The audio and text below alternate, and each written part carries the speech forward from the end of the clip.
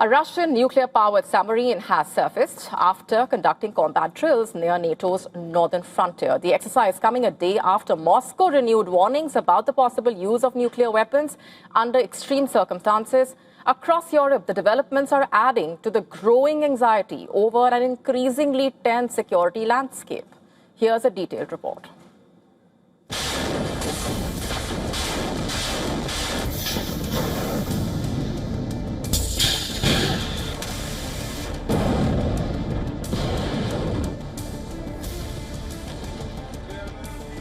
In the icy waters of the Arctic, a silent message was being delivered. Beneath the surface, one of Russia's newest and most advanced submarines was carrying out combat drills near NATO territory. The vessel was the Perm, a Yasen M-class nuclear-powered submarine, regarded as one of the most capable attack submarines in Russia's fleet. According to Russia's defense ministry, the submarine launched an Onyx cruise missile while submerged, striking a target more than 200 kilometers away. The exercise took place in Arctic waters bordering Norway, close to NATO's northern maritime frontier. The drill was designed to demonstrate combat readiness, but its timing has drawn attention far beyond the Arctic. Just a day earlier, senior Russian official renewed warnings about Moscow's nuclear doctrine. Russian Deputy Foreign Minister Sergei Ryabkov says any actions threatening Russia's territorial integrity could, in an extreme scenario, trigger the use of nuclear weapons. He stressed that the conditions for such a response are outlined in Russia's official nuclear policy. The statement was not linked directly to the submarine exercise. Yet together, the two developments are being closely watched across Europe. The Yasen M-class is designed to carry advanced cruise missiles capable of striking both naval and land targets. For NATO members in Northern Europe, the Arctic has become an increasingly important theater. Russia has expanded military activity in the region in recent years. This also comes a day after it was reported that the Trump administration is mulling sending additional nuclear-capable bombers to be stationed in Poland and the Baltics, essentially moving nuclear assets close to Russian border. Against that backdrop, every military signal carries extra weight. Moscow says the exercise was routine. NATO has not indicated any immediate threat, but in a continent already shaped by the war in Ukraine, missile deployments, military exercises, and nuclear rhetoric are receiving heightened scrutiny. From the Arctic to Europe's capitals, the question remains the same.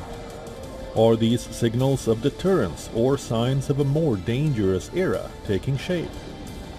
Bureau Report, WION, World is One.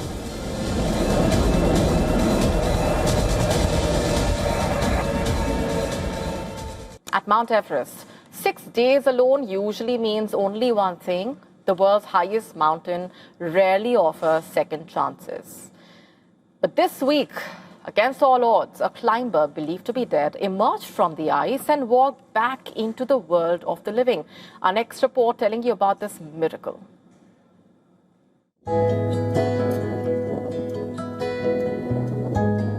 It is a place of breathtaking beauty.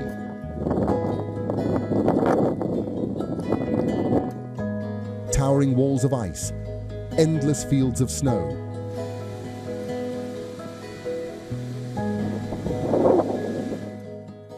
Peaks glowing gold under the rising sun.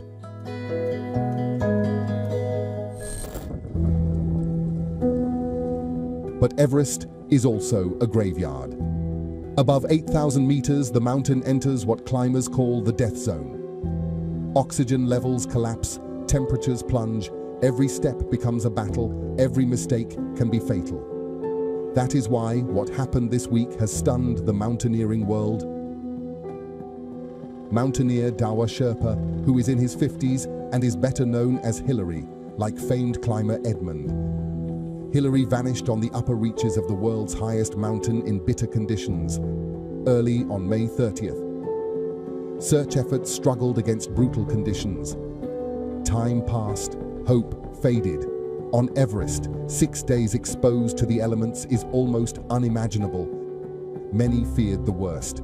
Then came the extraordinary twist. Rescuers spotted movement. The experienced Sherpa was alive. Weak, exhausted, dehydrated, but alive.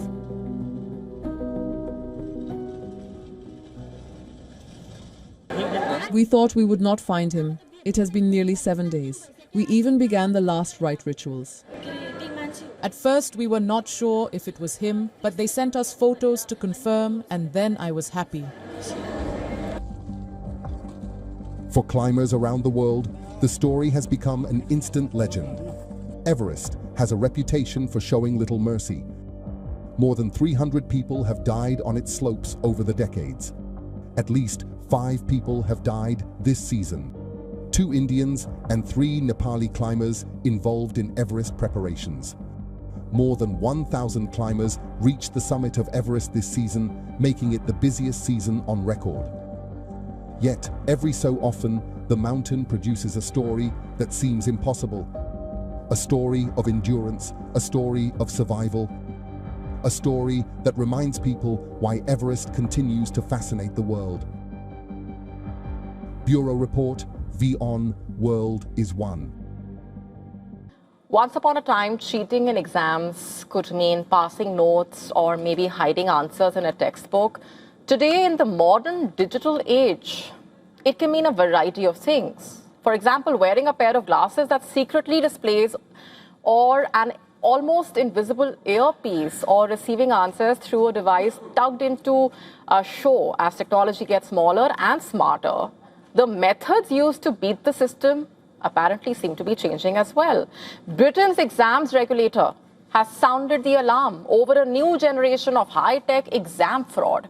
According to the body overseeing exams in England, students are increasingly turning to sophisticated gadgets to gain an unfair advantage during the examinations. The devices ranging from internet-enabled calculators and pens with hidden LCD screens to tiny, nearly invisible earpieces that can relay information through the sensors hidden in shoes.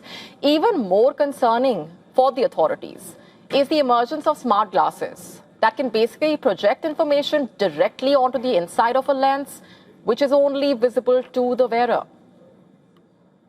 Now, the thing is, the concern also is that more than just students breaking rules, it also focuses on a growing arms race, in a way, between the educational systems and consumer technology patterns. As devices become smaller, smarter, more sophisticated, traditional means of exam invigilation, for example, may no longer be adequate. So that's a major concern. And what also makes this trend particularly challenging is the tools are not hidden in dark corners of the internet, for instance. Many are openly advertised online, with social media platforms featuring tutorials that show students exactly how to use them without getting caught. Despite many schools banning mobile phones and smartwatches still accounted for nearly half of all cheating incidents last year, in fact. But then exam authorities fear that the next wave of technology could be far harder to detect. For schools and regulators, the challenge is no longer about just keeping phones out of the examination halls. It's also about staying ahead of the technology that can turn everyday objects into tools of deception. And as more than 1 million students sit for crucial exams, the question is no longer about whether technology can actually help people cheat, but whether exam systems can actually keep up. For schools, universities, it is more alarming than perceived. It's not a fight against cheat papers or mobile phones anymore. It's a race against an entire ecosystem of consumer technology designed to be smarter, smaller, and harder to detect.